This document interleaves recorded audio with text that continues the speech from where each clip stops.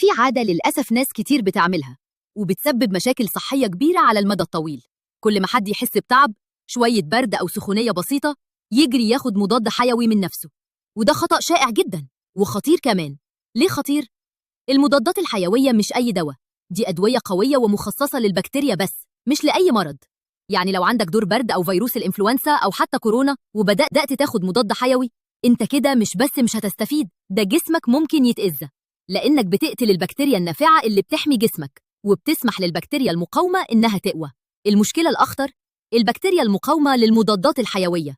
يعني لو لا قدر الله حصلت لك عدوى بعد كده، ممكن ما تلاقيش مضاد حيوي ينفعك وتكون حياتك في خطر. أمثلة حقيقية بتحصل يوميا: طفل سخن، الأم تديله مضاد حيوي بدون استشارة الطبيب، يتحسن يومين وبعد كده الحرارة ترجع أقوى لأن الفيروس لسه شغال. واحدة عندها التهاب في الزور، تاخد مضاد حيوي والمشكلة تكون فيروسية أصلا. النتيجة مناعتها تقل ومعدتها تتلخبط وساعات يحصل فطريات بسبب المضاد. طيب تعمل إيه؟ الحل بسيط جدا: 1. ما تاخدش مضاد حيوي إلا لما الدكتور يوصفه ليك. 2.